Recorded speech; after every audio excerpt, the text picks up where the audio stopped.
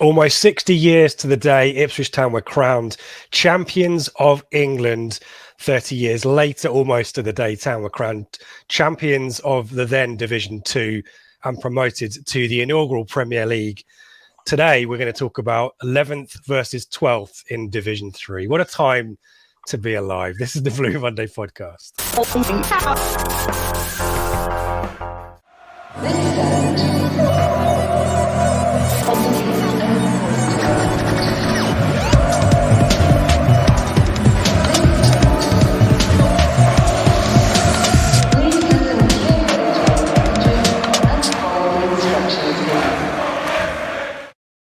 Hello and welcome to the Blue Monday podcast, discussing the town up or down since 2015. I'm Richard Woodward, and you're tuned into the final pre-match show of the season in partnership with our good friends at the Greyhound Pub in Ipswich. This is the Charlton at Home edition, and joining me for one final time this season, my pre-match show buddy, Seb Brown, and one of the team Turnstile Blues, here to talk about the latest edition out this weekend, Steve Moore. Steve, let's start with you. How are things? How are you doing?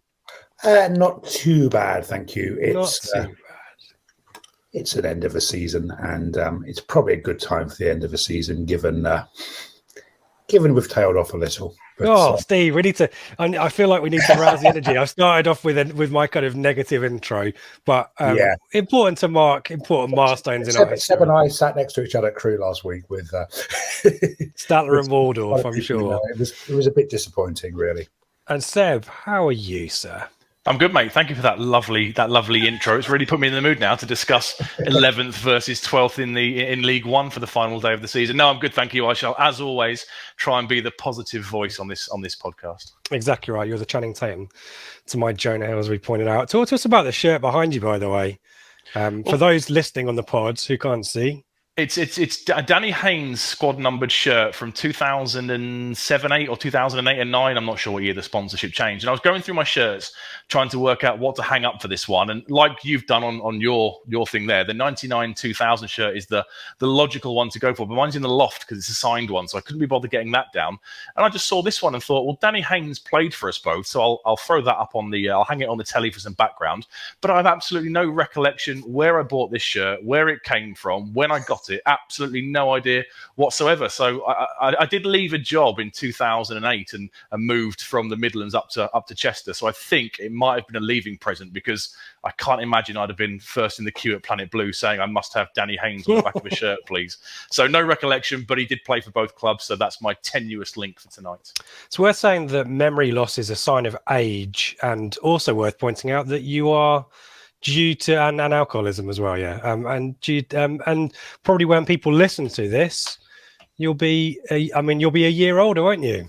I will, yes, thank you. It's my birthday. Many happy returns. Thank you very much. Yeah, my birthday on Saturday, so I'm not going on Saturday. Crew last week was my last game of the season. I thought I'd treat myself and not go on Saturday. So yeah, happy birthday to me. Yeah, very indeed. Happy birthday at Brown S08 on Twitter if you want to wish Seb a happy birthday and berate him for his no-show against Charlton. No, we can forgive you for that. Let's jump into the news. And a few bits and pieces to catch up on. But first off, we've got Steve here.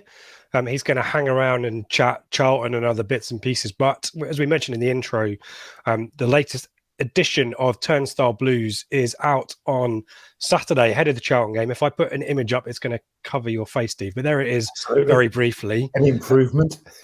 Talk to us about it, Steve. As we see there, Jason Zell on the front, and we mentioned 91-92 is probably a prominent. Started with two anniversaries. The 91-92 season, we thought we'd mark it. We managed to get an interview with Jason Zell, which I think is very good. It's well worth reading. He clearly loved that season. The quote that's on the front of the fanzine is that the day at Oxford was the best day of his footballing life. The second best day of his footballing life was in May 1978 at Wembley. And yeah, Jason's very positive about that season. His memories of it are still good, and it's worth reading. Also a little bit more background on that one. I started to write a small piece just to go and give it a bit of colour, and then realised I could have written a long form article. 91-92 for me was the season that I went from being someone who watched a few games a year when someone would take me, to having a little bit of money as a teenager and mates wanted to go, and suddenly going to every game possible and becoming perhaps slightly obsessed in the way that any football fan who's kind of watched Ipswich for the last 20 years, there was a little bit. But I think clubs need those formative seasons, and one of the things we try to get across is that they matter. They matter a lot. And if you're a youngster now, when was the last really good season? We won something. We got to a final. We haven't done that since 2000. There was in playoff years which were pretty good. Stayed up under McCarthy was good, but we haven't done that. And clubs need those years, and we desperately need one. Not just because we're in the third division, because we haven't had one for a long time. I think only Oldham are the team who've had an even worse run than us over that time. So we try to capture that. Also within that, Rob Freeman looks back at Game Changer's first year in charge of the club. A quote that's not in the article from Rob was that this is the most positive piece I've ever written about club owners anywhere. Yes. Which is probably says where we are at the moment. We're in quite a good position, I think, as a club because of Game Changer. Also in there, we look back at the ITFC women's season, which, although it's again a bit like the men's team, has just faded very slightly at the end. It's still been very successful, culminating in the FA Cup game against West Ham, in which we lost, but very narrowly, rather than being very heavily trounced 2-3 years ago by Manchester City. And the direction of that team, both in terms of support, in terms of players, in terms of how they're playing, is positive. We also have a piece that looks back at one of the players from the 61-62 side, Jimmy Ledbetter, and there is also a piece on Sonny Aluko. So it's a nice balanced piece between where we are now, bit of the past, and some other things. And as per usual, it's on sale outside Portman Road, only £1. Because it's an early kickoff, we'll be selling from 11. And fortunately, certain pubs are open earlier, so we don't have to go straight to selling. We can go to the pub first, and the Greyhound is open at 9:30 on Saturday, which is good. Yeah, head to the Greyhound anyway. Obviously, we are very much supporters of the Greyhound here, but I know that Dan, the landlord, has ordered a lot of breakfast baps. So get your breakfast bap, get your Turnstile Blues. What more do you want? Absolutely. We hope to have them in the pub earlier, but we'll see when they get. I always like the kind of the faint sense of panic when your delivery. It's Alistair, isn't it? Last time got a bit tight, and last time it was absolutely abysmal weather. I think it was stormy. It was. And trying to sell fanzines in the rain when people don't really want to hang around is not fun. No, well, hopefully it'll be a lot better this time. Yeah, sunshine. Hopefully, usually is at the end of the season, isn't it? So, and can you folk get it on eBay as well? Yeah, there will be a number of copies on eBay, and if we don't sell out quickly enough, there'll be a lot of copies on eBay. But I think with a big crowd, it's another 25,000 crowd expected, which is incredibly encouraging again for the state the club is. And there will be a handful of copies on eBay. But you need all the details at Turnstile_Blue, isn't it, on the Twitter? That is correct. Yeah. Yeah, good stuff. £1 for a fanzine, Seb. You can't get anything for £1. You can't even probably get a Freddo for £1 anymore. Not anymore. I think we said that in August or last time. Yeah, we probably did back in August. Yeah, it's our go-to when Gav Barber was on about 6 weeks ago or 2 months ago, whenever that was. I'm continuously boring. That is all I can say. But it doesn't make it any less true. We keep thinking about putting the price up. And the problem with putting the price up, you basically put it up by £1, because 150 is an absolute pain for change. So. Yeah, or we go contactless, which I'm not quite sure we're ready to do yet. Yeah, a bit of infrastructure there. Good stuff, Steve. Yeah, go and catch up with the folks either at the Greyhound or outside the ground on Saturday. And if you're unable to make it in person, then take a gander at eBay, or maybe there's a black market for them after the fact. Steve, we'll find out. But yeah, looking forward to reading it. Yeah. In terms of bits and pieces of news, just to catch everything up before we talk Charlton, it's the award season, and Wes Burns, Seb, is unsurprisingly picking up awards left, right, and centre at the moment, isn't he? Yeah, absolutely. So they had the do at Milsom's Hall on, was it Tuesday night? We're recording this on a Thursday. I think it was Tuesday night, wasn't it? And yeah, you got the corporate sponsors player of the year and the players player of the year. And surely he'll get the clean sweep and get the supporters player of the year before the game on Saturday. Fully deserved, our first signing of last season. And I kind of thought he'd be a bit of a squad player and have an impact here and there, given his pace. And we kind of saw what he did for Fleetwood on the last day of last season when he ran the whole length of the pitch and scored. But he's just been phenomenal, hasn't he? He's made that right wing back role his own. And look how we've struggled when he's not been in the side. Me and Steve were at Crewe last week, and it was another not great performance, and he was absent. And those games he missed, it could have been different for Paul Cook, but fully well deserved. An absolute top player. And hopefully he's back on Saturday because he missed out last weekend. Yeah, and worth also mentioning the EFL Family Club of the Year award. It was something that Mark Ashton, who also got a long service award for the EFL as well, 32 years, I think. Sounds like that, didn't they? That triggered a few, yeah, as always. But great to see that kind of stuff as well. And we need to give a shout out to Dan Palfrey and all his work, don't we?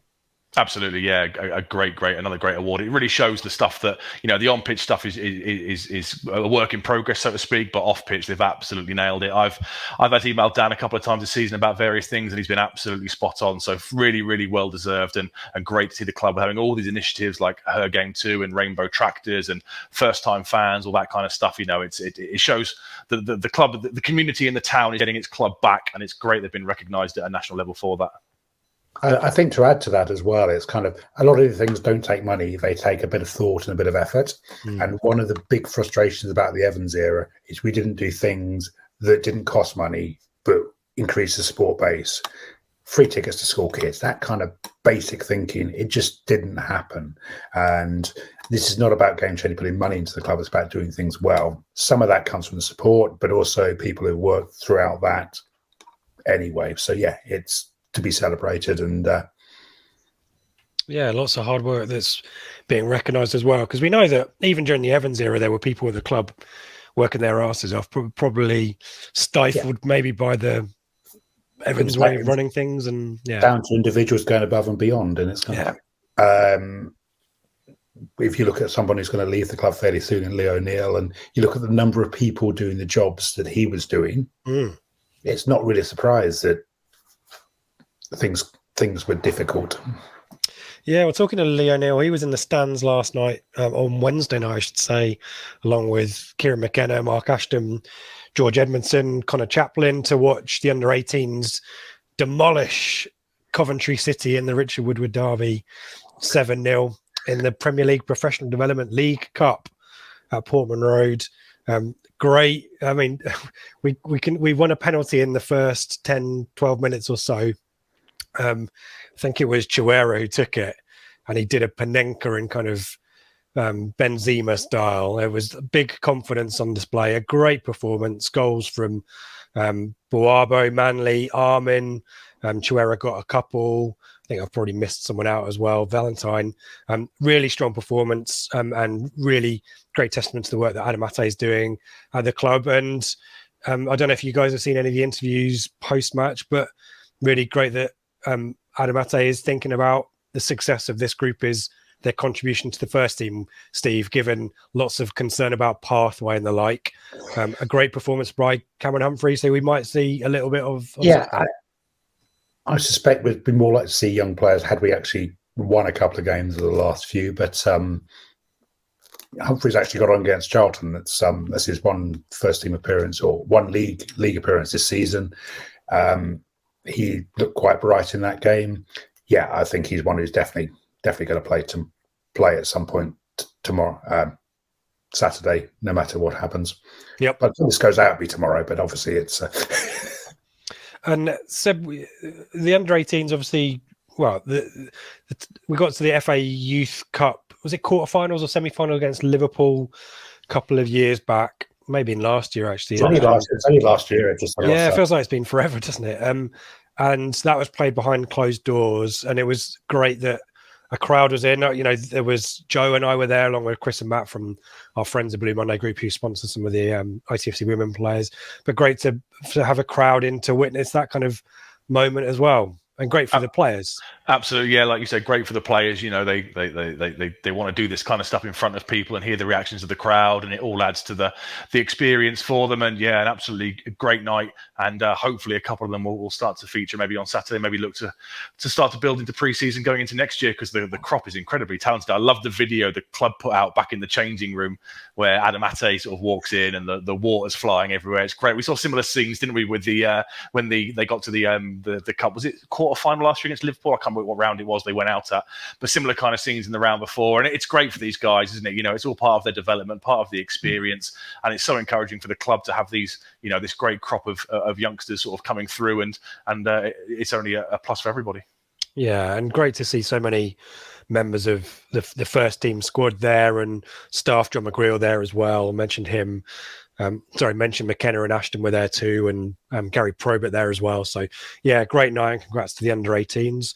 Finally, ITFC women, worth just talking about their end of season as well. Their season also comes to an end on Sunday.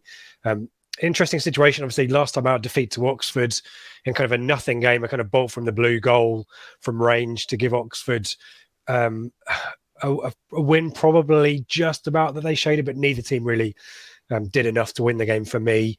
And that put the second place at big risk, because Oxford had a game in hand, and that game in hand was against Southampton, who are already crowned champions and going to the playoffs.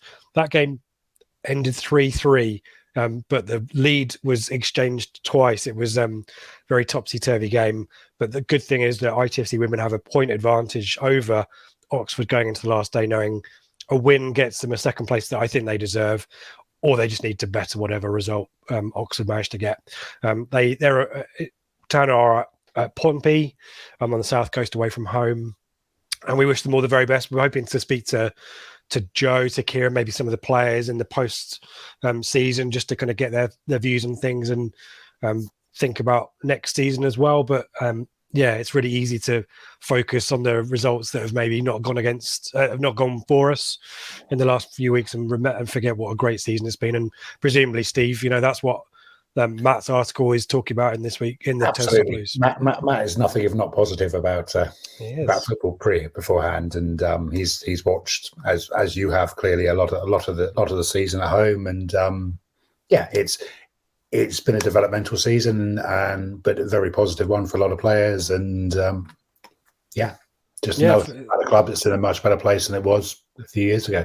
Exactly right, and great to see the women's team part of the end of season awards dinner. We need to give our congrats to Bonnie Horwoods, who's player of the season, Cara Roberts, player's player, Blue Wilson with goal of the season. We need to mention as well, we didn't talk about Connor Chaplin and Natasha Thomas getting a community award as well from the club. So good to acknowledge everyone kind of as one rather than as a separate thing. So yeah, really great to see that integration, as you said, Steve. And a developmental season, I think, is a fair way to summarize it, and big positives and hope for next season. I think one of the things as well, by the results and the fixtures being reported on Twitter, TWTD, you've discussed them, then people have got an awareness, even if they only pay attention to look at the results and maybe watch the odd lot of highlights. It's an interest in the club. It's almost like there's a thing as football fans, you can't change a club. Am I allowed to support ITFC women? Is it a part of it? And I think that's one thing over the last 2-3 years that's really changed. And there's a passive interest, which then we get a big game moves to become a more active interest, and it's it's good. Yeah, exactly right. And I kind of see them as separate but the same, if that makes sense. They're both Ipswich Town teams, but the experience obviously very different. Portman Road versus the Gold Star, but I kind of think. This is kind of, we keep talking about the team of 2019. This is still a really embryonic squad, really young, and the trajectory for them could be massive. So, yeah, really excited to see what they have in store next season. But yeah, definitely worthy of our support, even if it's as an armchair supporter. So yeah, we'll be talking more about I said more hopefully to come at the end of the season from some of the folks at ITFC Women.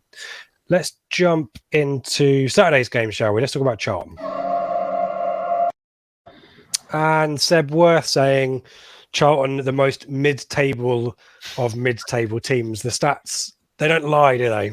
No, not at all. Every stat you find from them, bar a couple, shows them being exactly where they are, mid-table in League One. I must give a shout out before we go into the detail of Charlton. I must give a shout out to FPL Tractor, who very, very kindly contacted me on Twitter after last week's show and said he had an inside track to a bit of Charlton knowledge and would I appreciate some help. And I snapped his hand off because it can sometimes doing these things can be a bit of a chore. So the research he sent over through this week was absolutely superb. So big thanks to FPL Tractor. He's in our Telegram group. So a big thank you to him for the information that's about to come. Yeah, so let's talk about these stats then, because the most obvious one that jumps out to me is goal difference being 0.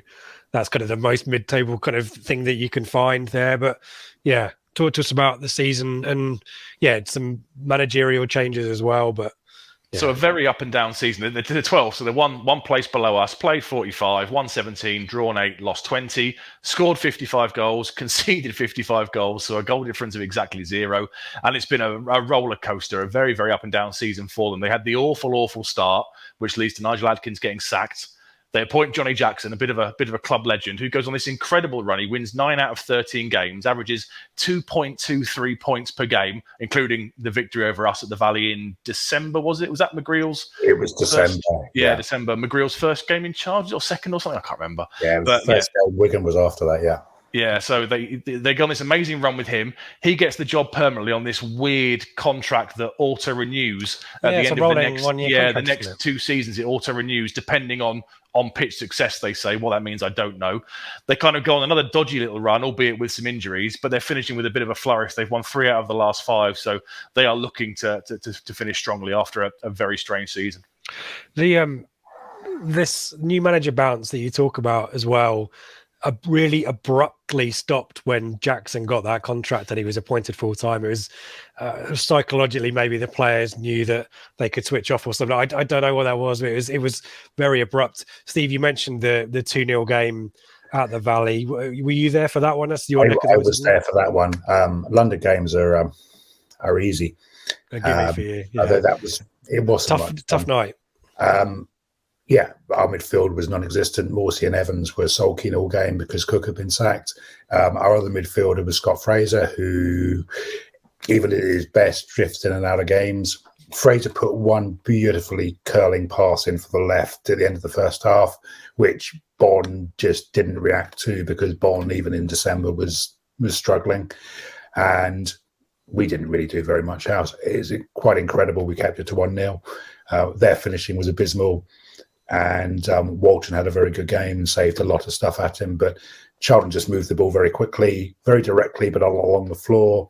And we were just very, very poor. I was waiting for. Did we do a post match after that one, Seb? I seemed maybe me and Dave did that one. I think Blue Monday did one. I don't know. I can't remember if I was on it. It was blur at that time of the year. That was the beginning of the 3 at the back, though. So we need to thank John McGreal for that.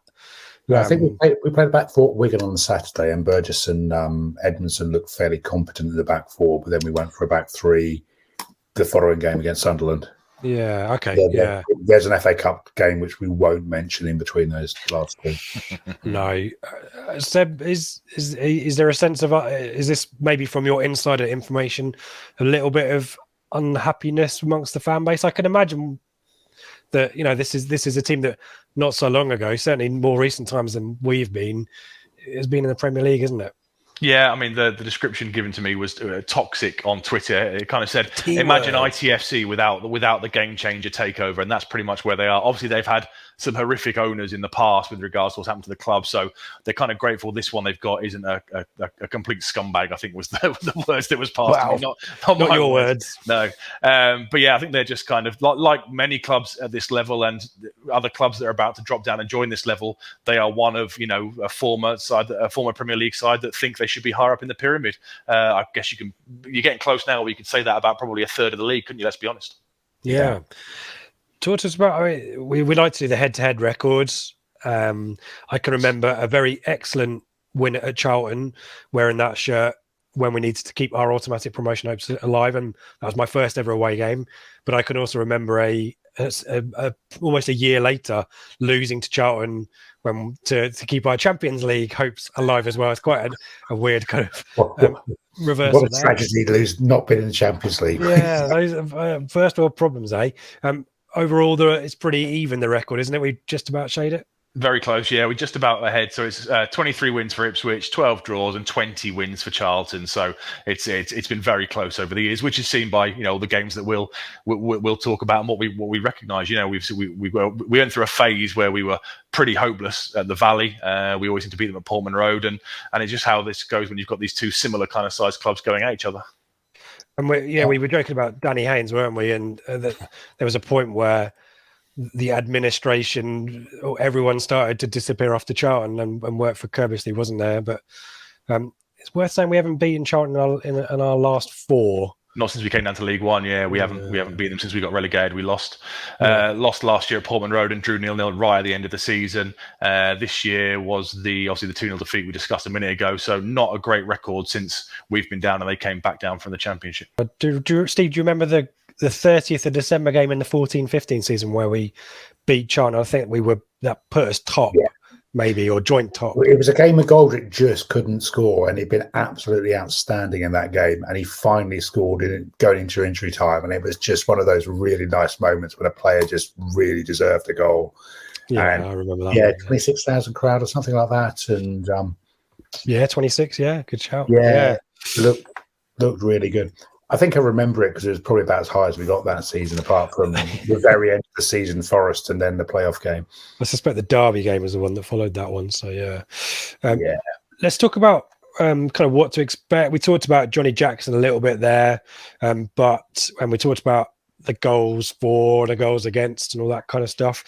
One stat that stuck out for me, though, Seb, talked us about their aggression and their defensive sensibilities. They are outliers in one particularly negative metric, aren't they? They are, yeah. They are top of the league, top of the league for yellow cards. They have 105, which is quite considerably the highest in the league. 4 reds, that's not the highest, but 105 yellows. So they don't mind a tasty tackle every now and again. They're also the second highest for fouls conceded per game, with an average of 12.7 each match. So this could well be a game where you see a lot of the kind of tactical, the shirt pulls when people are looking to break and that kind of thing. Be expected maybe for a bit of niggle, so we say, a bit of S-housery from time to time. So the enjoyment's going to depend whether we have one of the League One referees who see this and can let the game flow, or whether we have one who just doesn't have a clue and misses everything. Yeah, or points it out and then does nothing about it. Yeah. Possession-wise, I mean, that's bang on mid-table, 50.3%, exactly on mid-table. All that's worth noting, we said earlier, 55 goals scored, 25% of those have come from set pieces. So they are a bit of a threat from set pieces. That was certainly up there towards the higher echelons of the league. Yeah, last time I got in Shrewsbury was a 2-0, and it was a goal from a corner and a goal from a free kick. So, yeah, that doesn't surprise me. Let's talk about formation, shall we? We've got obviously some stats and bits and pieces there, but I think given it's the end of the season, let's not dwell in the detail maybe too much. Talk to us about formations. Is this the team that is doing the in vogue 3 at the back? Hipster's choice, yeah. It started off playing 4-3-3 this season, but like 80% of the league seem to have done, they've reverted to a 3 at the back system. They play 2 up front, so it's a 3-5-2 rather than a 3-4-3 or a 3-4-1-1 or whatever. It's a 3-5-2 with 2 out-and-out strikers. Craig McGillivray, the goalkeeper, 43 appearances so far this season, so he's likely to be the choice. They've got a guy, Nathan Harness, I guess, could in theory come in if he's looking to rotate a little bit. The 3 centre-backs will be pretty much set. It'll be Ryan Innes. He's had an injury-hit season with only 14 appearances. Jason Pearce and Akin Famewo, who's on loan from up the road, who I think you want to talk about, don't you? Well, no, I was going to say it's Akin Famewo, 2 separate names, not Akin Famewo. Yeah. Jason Pearce, I just wanted to point out, and obviously Craig McGillivray. Yeah, we'll go with that. Both ex-Pompey players, both linked with moves to Ipswich. McGillivray last year when we were looking for a replacement keeper. But Pearce, certainly the goals that they've conceded of late, I picked out Pearce. I think he's getting on a bit now. I think, well, he's relatively 34 speaking, now. Yeah, 34. Definitely lacks a bit of pace. And so, yeah, I guess it's a shame we haven't got Caden Jackson, isn't it? But yeah. Another one of those. Yeah, I nicked that from you, Steve. Sorry, I couldn't find a way to tee you up for that one, but that was Steve's point. But yeah, certainly very slow and easily turned as well. So a lot of goals come from him getting in behind them as well, and they do switch off. They're not good at tracking runners either. So this back line, you can see why they've conceded 55 goals. Norwood would start for us. Yeah, or maybe so. Well, yeah, we'll have a debate about that one. On the ball, sometimes he's quick as the other three. And why you'd want Burns in the team as well.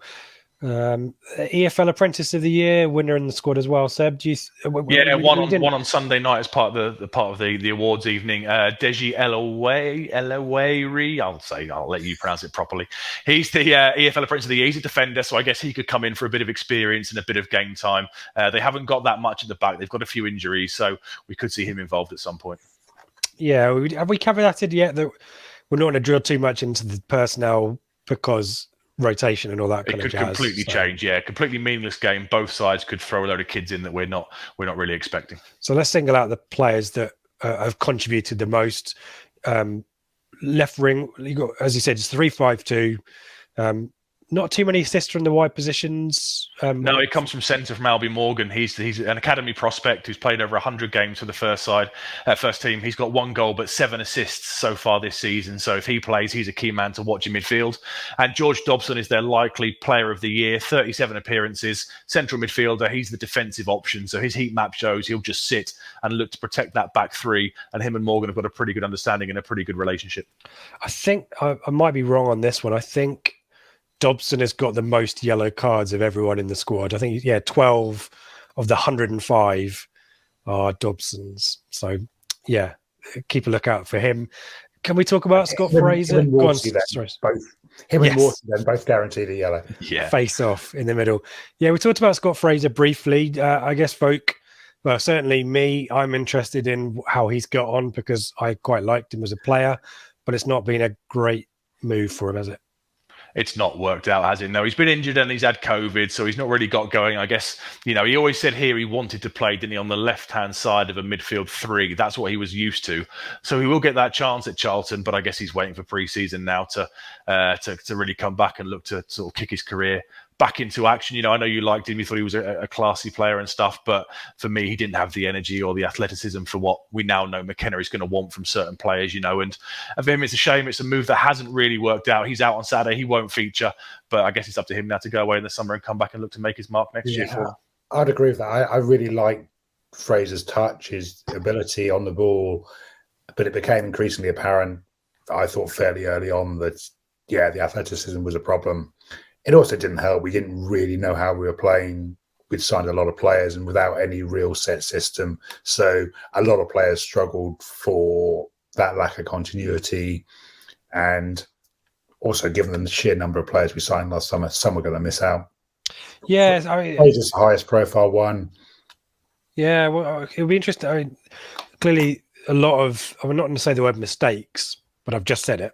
But there were clearly some errors in the Demolition Man approach of bringing in 20 new players, which was going to cause a lot of disruption and people getting to know each other and finding their positions. But presumably, Paul Cook bemoaned the lack of a recruitment room, so people picking targets. There wasn't maybe a lack of coherency there with who we were signing, but also, you've got people moving home, and I wonder whether Fraser is one of these people who maybe got a little bit, I don't know, not homesick because he's not really moved out. He's Scottish, but generally been around the MK southeast kind of area. But maybe he didn't settle as well. But that could be a factor too, isn't it? It's going to be difficult if you're not. Fraser played a lot of games actually. Look back. I did look back earlier in the week at games he played in, and played in quite a lot early on. He featured in games I'd forgotten he'd played in. But I think we just signed so many players. You're always going to be this thing that we're trying to find out who fits in and who doesn't. And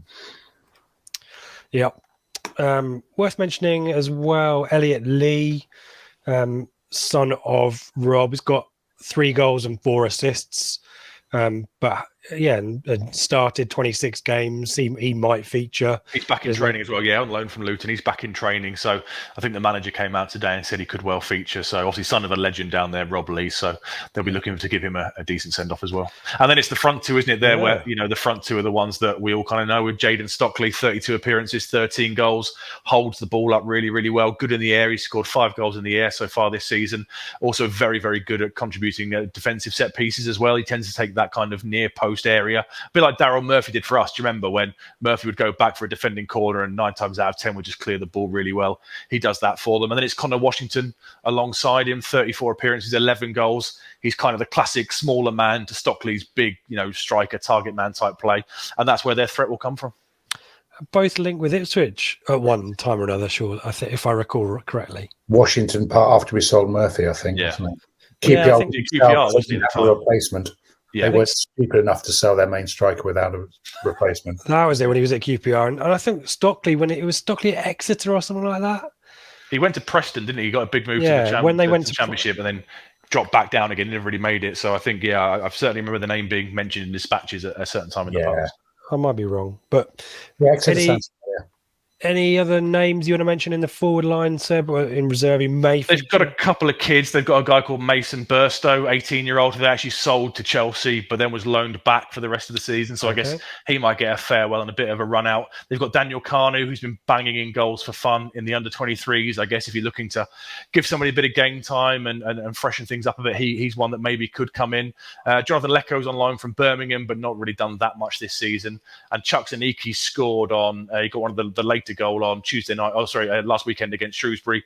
I guess he could maybe feature as well, but I'd be surprised if it wasn't Stockley and Washington up top. Another name in there as well. You've put in the I'm doing research on the hoof. You've given Carl. Carl Leeburn, who I think scored a hat-trick against us in 95-96 in a 5-1 demolition at Portman Road. I might be wrong, but Miles Leeburn, his son. There you go. For those of you who like fathers and sons, it was 5-1. Tony Vaughan got sent off.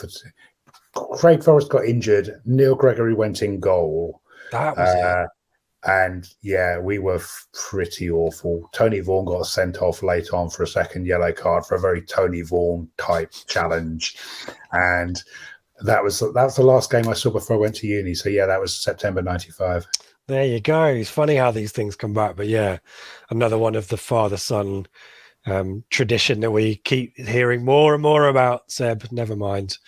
So that's Charlton. Let's talk about us. Obviously, caveat this with rotation and who knows what could happen, but presumably we're hoping Burns is in the team. Hopefully, because God, we're so different when he plays. When he doesn't play, fingers crossed he'll be there. Vincent Young did all right last weekend. He got the assist. I thought he was a bit rusty early on, but got better. And he obviously the assist for the goal, which was a slightly different run onto a ball and ball back than Burns would have done. And he also faded a bit late on because he wasn't fit. And I think he could play that role if he was fit and up to speed. But not the acceleration, not the threat Burns had.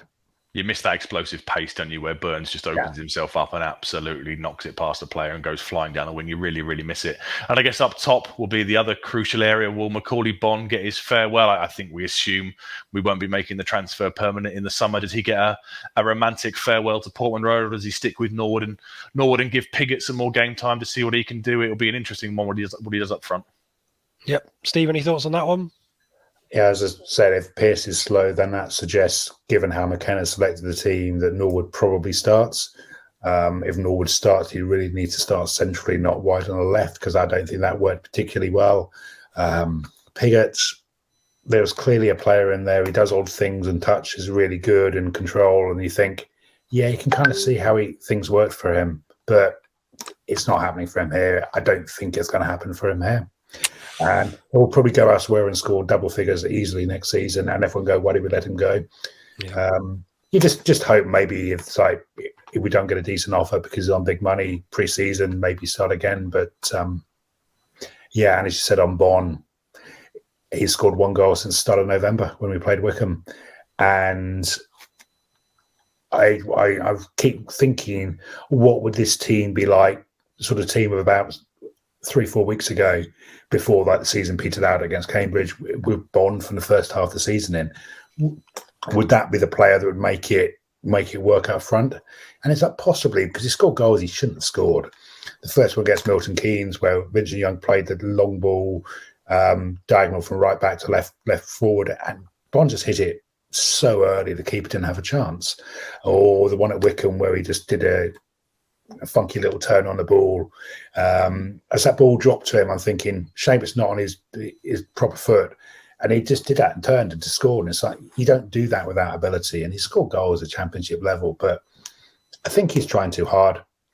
I thought he was trying too hard against Wigan early on and then settled a little bit. And by the time he came on last week, Saturday was too late to do very much. But he'll get his farewell, won't he? He'll get a farewell to the North Stand. It's just a question of if he starts or not. For me, I'd start Norwood as in the central position. That's where he's so much better, and have the double tens of Chaplin and Selina behind him. And Bond's an ex-Charlton player as well, isn't he? So there's always an angle there. And game time for the youngsters. Seb, we alluded to that at the start, talking about the under-18s, but unlikely to start. Do we think? Yeah, I think they'll be on the bench again. I'd like to see El Mazouni come in for Backinson just to give him a game to see, what he can do. We know what Backinson will give you. We know we're probably going to sign Backinson because it's a deal with him, a fee already agreed, etc. But I'd like to see El Mazouni possibly come into central midfield alongside Morsey and see what he can do. And then maybe around the hour mark, 70 minutes, maybe you give Humphreys a bit of a run out. Yep. Any thoughts on predictions then, guys? I'll start with Steve. I was going for a win and then talking through Charlton's record and its perfect mid-tableness. I'll go for 2-1 Ipswich to win. Although if it's a draw, I'm not going to be enormously surprised, given our intensity's definitely dropped off a little bit certainly in away games. Actually, as a point, has our intensity really dropped off at home? Cambridge was rubbish. We were just 10% below that throughout. Wigan was excellent. Yeah. Wigan were very, very good second half, particularly. Yep. So, Seb? I'm going to be positive, as always. I think we'll win 2-0, and I think Macaulay Bonne will score in front of the North Stand to say goodbye. There you go. I'm going to go for a 3-2, guys. I think it'll be end of school type.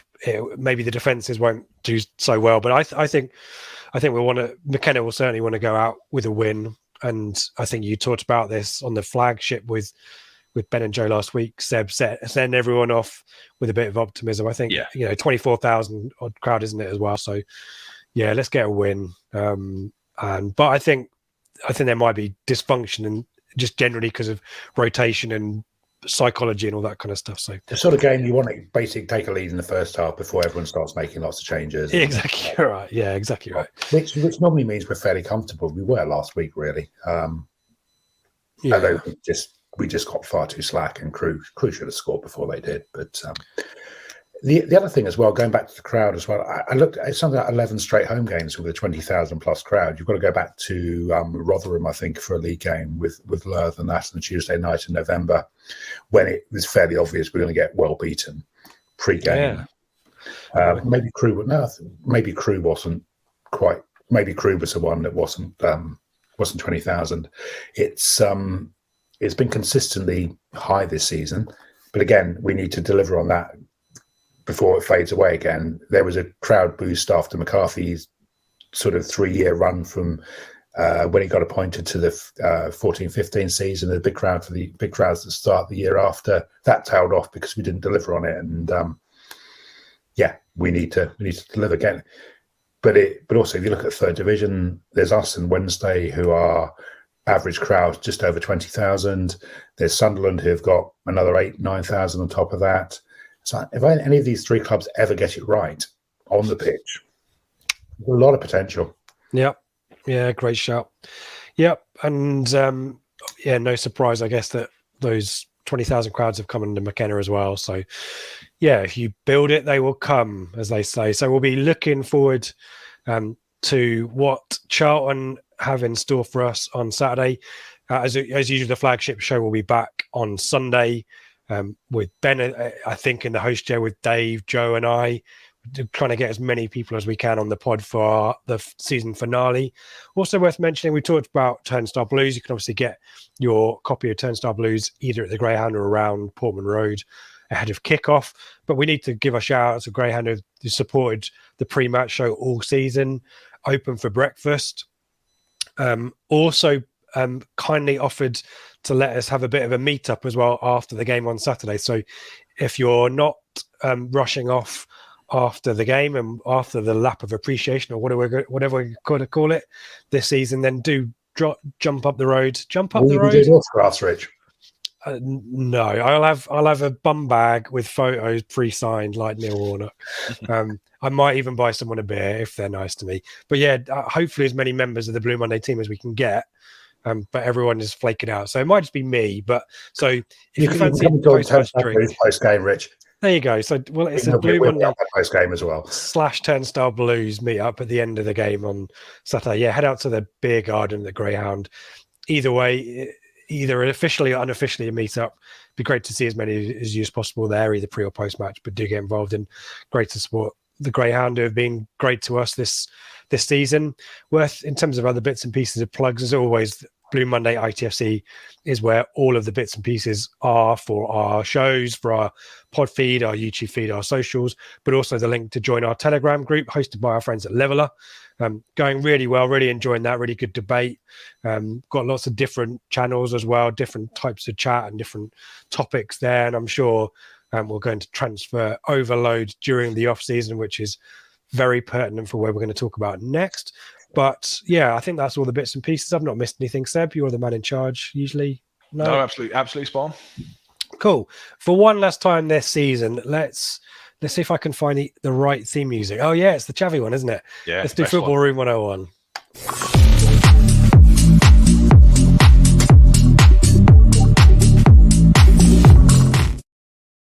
I could put the league table up, but there it is. It doesn't matter. It's just for fun.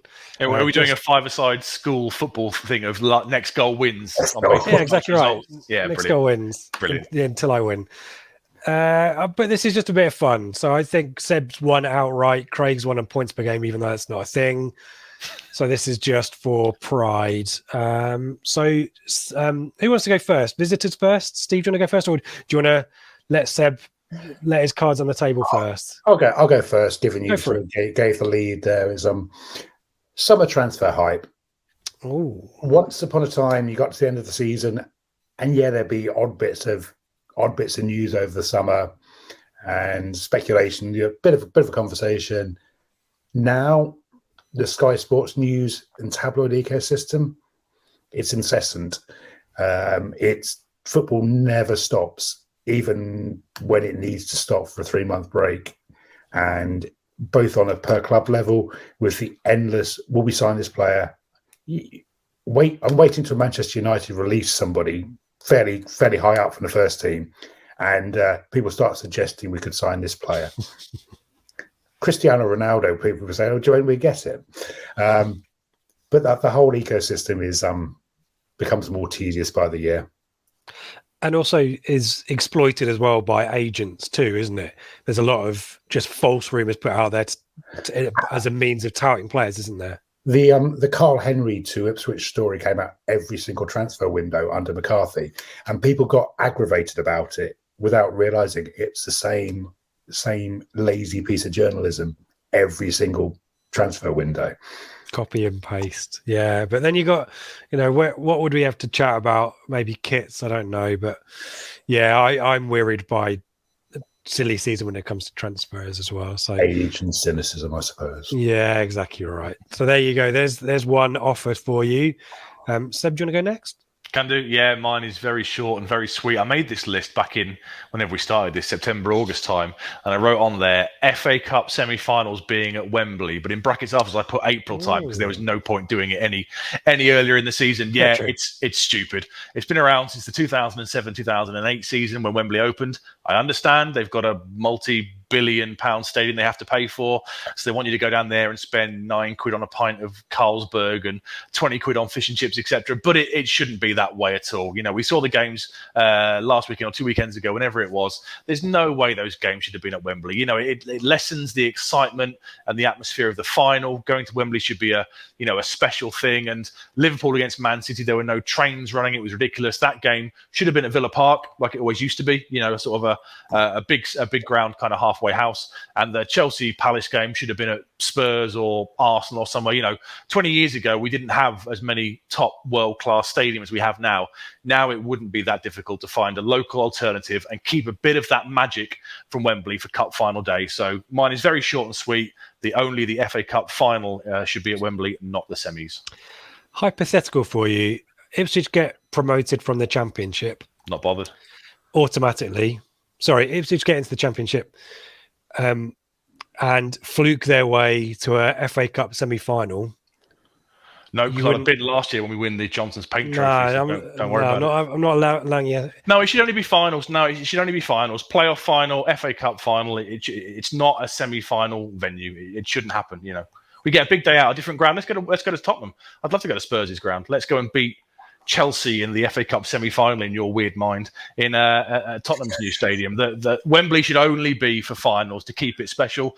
Call me a traditionalist, call me old-fashioned, but that's what I think it should be. You need to retain some of that magic, and part of that is not lessening the experience by making fans go all the way to Wembley, and then the Liverpool fans have got to go all the way back in 2 weeks' time, whatever it is. So it's an expensive day out. It's an unnecessary day out. It's a big carbon output thing. It's just not needed. I'm going for anything I can get my hands on. I'm going for every single angle I can win. Carbon footprint. Brilliant. It should be finals only, no semi-finals. Nonsense. I'm done.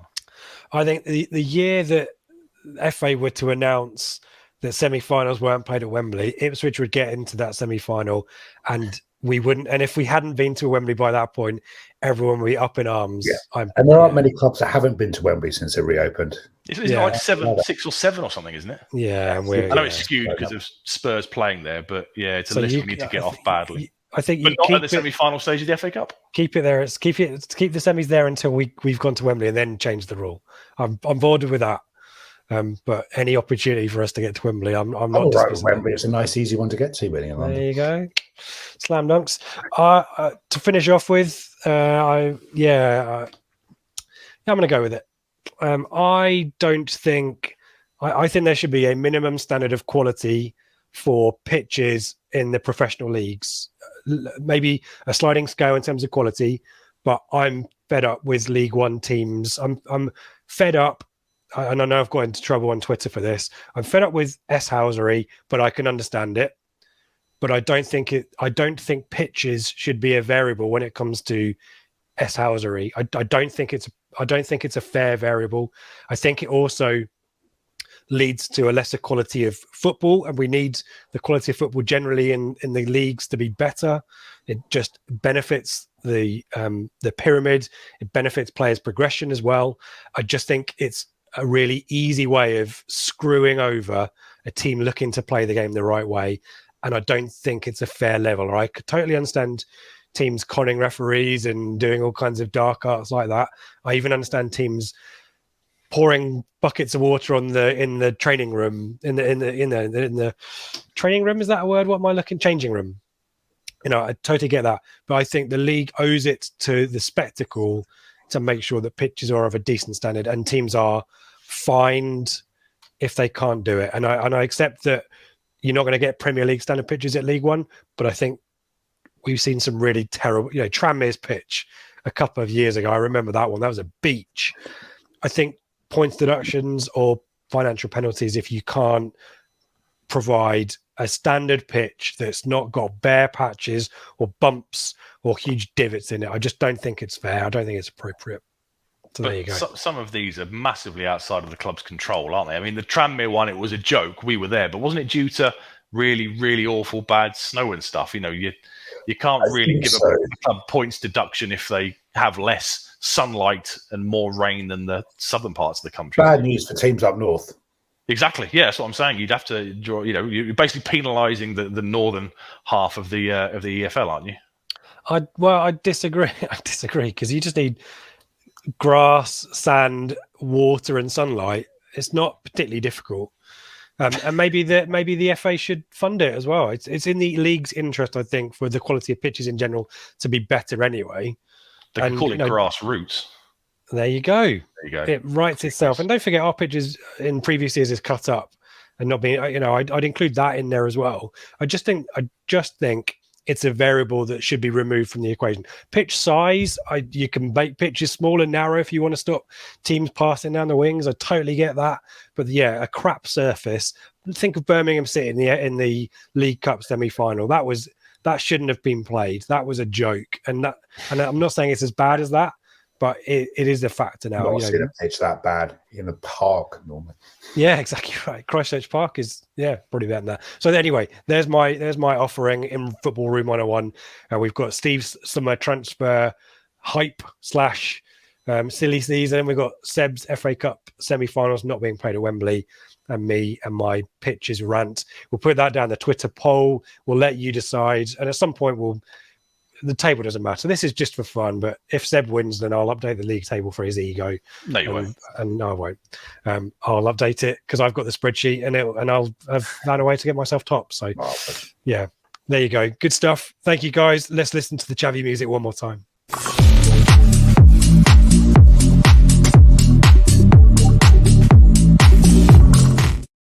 That is it for the pre-match show for the 21-22 season. Hasn't it gone quick? Thank you once again, Steve, for joining us. And Turnstile Blues, remind us all the details about Turnstile Blues, where we can find you. On sale Saturday from 11 outside Portman Road, maybe in the Greyhound beforehand if we get them in time. Only £1. And please come by. It's brilliant. Yes, good stuff. And Seb, thank you for your company for the majority of these. We've partnered up for these ones, and I've really enjoyed it. Always good to get your research on a Wednesday or a Thursday afternoon and read through that. And hopefully, folk have enjoyed it and found it useful and been able to show off to their mates by quoting some random piece of trivia that your fact of the week or something like that. That hopefully has provided insight and people have enjoyed it. Happy birthday as well for this weekend too. And thank you kindly. It's gone very, very quickly. I remember discussing this with you, must have been nearly a year ago. I think we discussed it quite soon after the season ended, and we felt there was a market there, and I'd like to think people find them informative and interesting, and we've built a little community, haven't we? When we did the live shows, people are tuning in and watching, so it's been great. It's been a crazy season. If you think the first one we did, with 19 new signings, and Paul Cook going to sweep the league to victory, and it hasn't quite worked out that way, but I guess that's why we keep coming back as football fans. There's always going to be next season, isn't there? Still always talking points. Always next season. Yeah. Steve, once again, thank you very much. Head to the Greyhound pre-match, post-match on Saturday. Do come and join us for a bit of a meet-up after the game if you can. Head to the Greyhound more generally anyway. It's the best pub in Ipswich. There you go. I've said it. Flagship show back on Sunday. Ben, Dave, Joe and I. And we'll keep you informed as to what's going on in the off-season. Certainly any major talking points, I'm sure we'll do reactions. We'll do some live Q&As.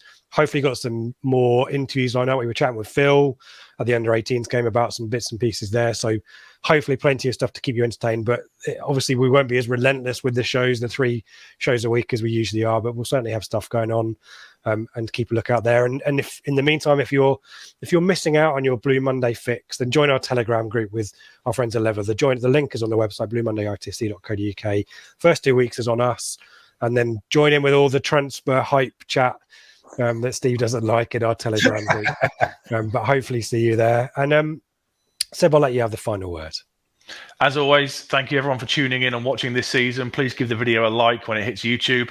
Have a great time on Saturday. Here's hoping to a really strong end to the season to build some momentum going into the summer. And for the last time this year, come on, you Blues.